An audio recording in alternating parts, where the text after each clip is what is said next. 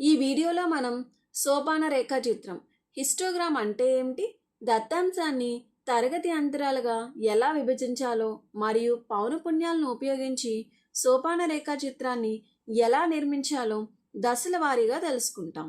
ఉదాహరణకు, ఒకసారి మీరు ఒక భోజనశాలకు వెళ్ళారని అనుకుందాం.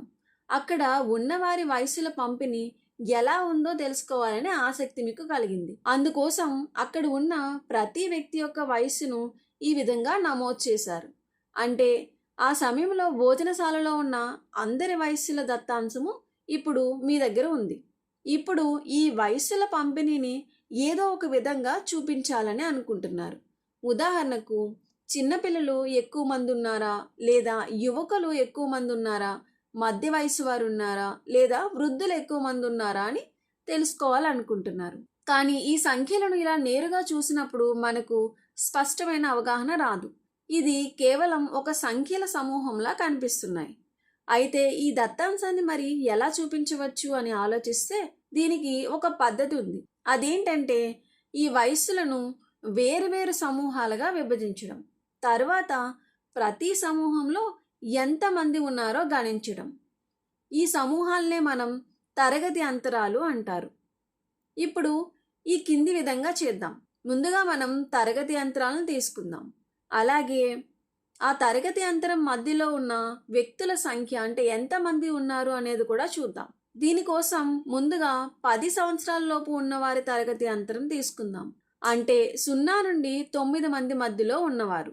అలాగే తర్వాత తరగతి అంతరం 10 నుండి 19, తర్వాత 20 నుండి 29, 30 నుండి 39, 40 నుండి 49, 50 నుండి 59 మరియు 60 నుండి 69గా తీసుకుందాం.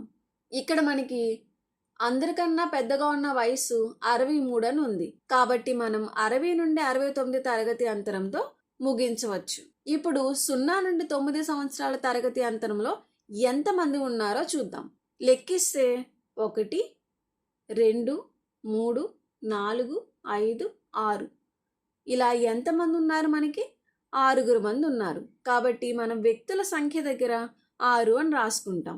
అంటే 0 నుండి 9 తరగతి అంతరంలో 6 మంది ఉన్నారు అని రాసాం. ఇప్పుడు 10 నుండి 19 సంవత్సరాల తరగతి అంతరంలో ఎంతమంది ఉన్నారో చూద్దాం. 1, 2, 3 ఎంతమంది ఉన్నారు? 3. తర్వాత 20 నుండి 29 సంవత్సరాల తరగతి అంతరంలో ఎంతమంది ఉన్నారో చూద్దాం. 1, 2, 3, 4, 5 ఈ విధంగా 20 నుండి 29 సంవత్సరాల మధ్యలో ఉన్నవారు 5 మంది ఉన్నారు. ఇప్పుడు 30 నుండి 39 సంవత్సరాల తరగతి అంతరంలో చూస్తే ఇక్కడ కేవలం 1 మాత్రమే ఉన్నారు. కాబట్టి 1 అని రాసుకుంటాం. తర్వాత 40 నుండి 49 సంవత్సరాల తరగతి అంతరంలో మనకి ఎంతమంది ఉన్నారు? 1, 2. కాబట్టి ఇక్కడ వ్యక్తుల సంఖ్యలో 2 అని రాసుకుందాం. అలాగే 50 నుండి 59 తరగతి అంతరం చూస్తే మనకి 1, 2. కాబట్టి 2ని మనం ఇక్కడ రాసుకుందాం. చివరిగా 60 నుండి 69 సంవత్సరాల మధ్యలో చూసినట్లయితే కేవలం 1 మాత్రమే ఉన్నారు. కాబట్టి 1 అని రాసుకుంటాం. ఇలా మనం వయసుల పంపిణీని ఒక పట్టిక రూపంలో చూపించాం. ఇప్పుడు దీనిని ఒక దృశ్య రూపంలో చూపిద్దాం. మనము నిర్మించబోయే ఈ చిత్రాన్నే సోపాన రేఖాచిత్రం, హిస్టోగ్రామ్ అంటారు. సోపాన రేఖాచిత్రంలో దత్తాంశాన్ని వేరువేరు తరగతి అంతరాలుగా విభజించి ప్రతి తరగతి అంతరంలో ఉన్న సంఖ్యలను దీర్ఘచతురస్రాకార రూపంలో చూపిస్తాం.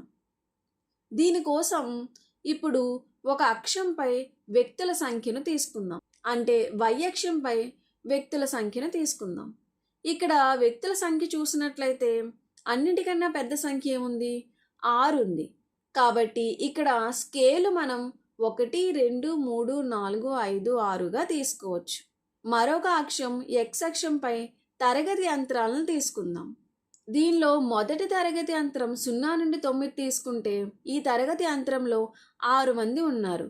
అందువల్ల 6 ఎత్తుగల దీర్ఘచతురస్రాన్ని మనం ఈ విధంగా గీయాలి. తర్వాత 10 నుండి 19 అనే తరగతి అంతరం తీసుకొని ఇందులో 3 ఉన్నారు కాబట్టి 3 ఎత్తుగల దీర్ఘచతురస్రాన్ని గీయాలి.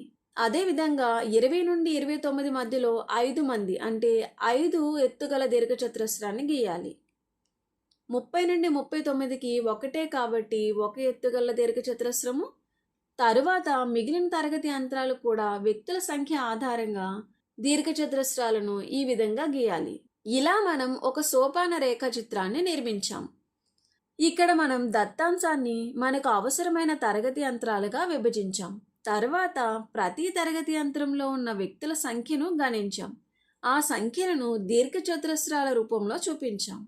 ఇప్పుడు ఈ భోజనశాలలో వయసుల పంపిణీ ఎలా ఉందో మనకి సులభంగా అర్థమవుతుంది. ఉదాహరణకు ఈ సోపాన రేఖాచిత్రం చూసినట్లయితే ఇక్కడ చిన్నపిల్లలు ఎక్కువ మంది ఉన్నారు అని తెలుస్తుంది. అంటే 0 నుండి 9 సంవత్సరాల మధ్యలో గలవారు ఎక్కువ మంది, అంటే 6 ఉన్నారు కాబట్టి చిన్నపిల్లలు ఎక్కువ ఉన్నారు అని చెప్పవచ్చు. అలాగే వృద్ధులు తక్కువ మంది ఉన్నారు అనేది కూడా గమనించవచ్చు. బహుశా ఇది కుటుంబ సభ్యులు ఎక్కువగా వచ్చే భోజనశాల అయి ఉండొచ్చు. చిన్నపిల్లలతో కుటుంబాలు ఎక్కువగా వస్తుండవచ్చు. ఇలా సోపాన రేఖాచిత్రము దత్తాంశాన్ని సులభంగా అర్థమయ్యే విధంగా చూపిస్తుంది. మనం ప్రతి ఒక్క వయసును వేరువేరుగా చూపించలేదు. అలా చేస్తే చాలా బిందువులు మాత్రమే కనిపిస్తాయి. దానికి బదులుగా మనం తరగతి అంతరాలుగా విభజించి ప్రతి తరగతి అంతరంలో ఎంతమంది ఉన్నారో చూపించాం. అందువల్ల దత్తాంశం యొక్క సాధారణ ధోరణి మనకి స్పష్టంగా కనిపిస్తుంది. ఇది కేవలం వయసుల దత్తాంశానికి మాత్రమే కాదు, ఇలాంటి పద్ధతిని వివిధ రకాల దత్తాంశాలను సేకరించి పరిశీలించడానికి కూడా ఉపయోగించవచ్చు.